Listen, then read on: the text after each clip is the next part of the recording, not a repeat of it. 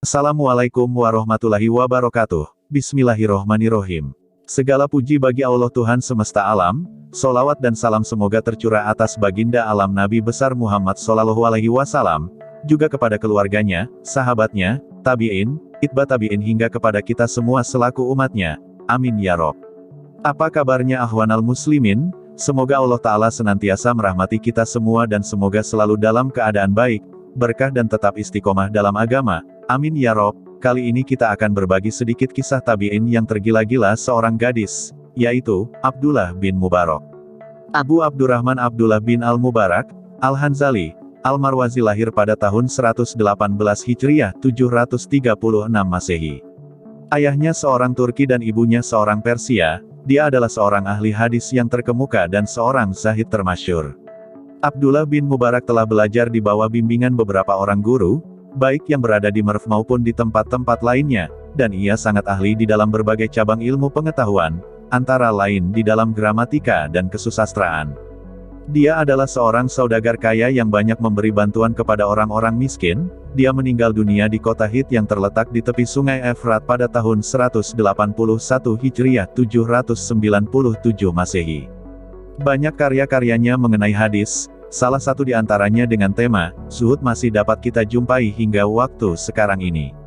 Pertaubatannya dari seorang gadis. Abdullah bin Mubarak sedemikian tergila-gila kepada seorang gadis dan membuat ia terus-menerus dalam kegundahan.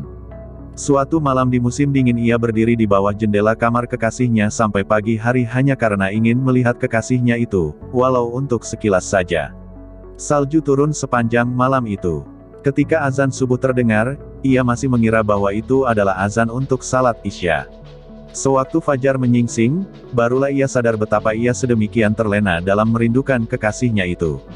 "Wahai putera Mubarak yang tak tahu malu," katanya kepada dirinya sendiri, "di malam yang indah seperti ini engkau dapat tegak terpaku sampai pagi hari karena hasrat pribadimu, tetapi apabila seorang imam salat membaca surah yang panjang engkau menjadi sangat gelisah."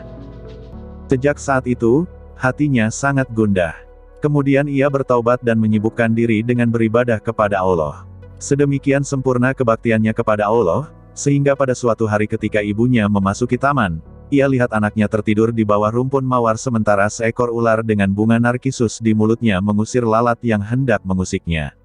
Setelah bertaubat itu Abdullah bin Mubarak meninggalkan kota Merv untuk beberapa lama menetap di Baghdad. Di kota inilah ia bergaul dengan tokoh-tokoh sufi.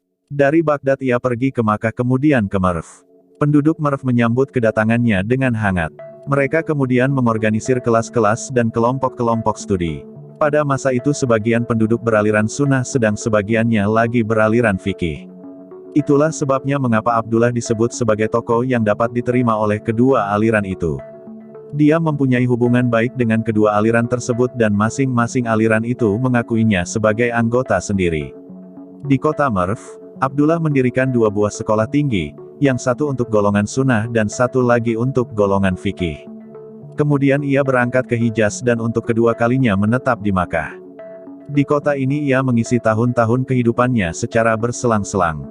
Tahun pertama ia menunaikan ibadah haji dan pada tahun kedua ia pergi berperang, tahun ketiga ia berdagang.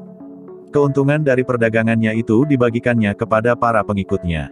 Dia biasa membagi-bagikan kurma kepada orang-orang miskin kemudian menghitung biji buah kurma yang mereka makan, dan memberikan hadiah 1 dirham untuk setiap biji kepada siapa di antara mereka yang paling banyak memakannya. Abdullah sangat teliti dalam kesalehannya. Suatu ketika ia mampir di sebuah warung kemudian pergi salat. Sementara itu kudanya yang berharga mahal menerobos ke dalam sebuah ladang gandum. Kuda itu lalu ditinggalkannya dan meneruskan perjalanannya dengan berjalan kaki.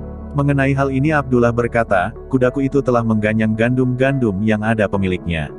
Pada peristiwa lain, Abdullah melakukan perjalanan dari Merv ke Damaskus untuk mengembalikan sebuah pena yang dipinjamnya dan lupa mengembalikannya. Suatu hari Abdullah melalui suatu tempat.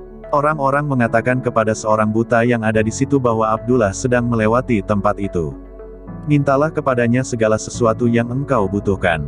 Abdullah berhentilah, orang buta itu berseru. Abdullah lalu berhenti. Doakanlah kepada Allah untuk mengembalikan penglihatanku ini.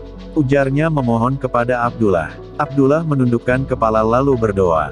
Seketika itu juga orang buta itu dapat melihat kembali.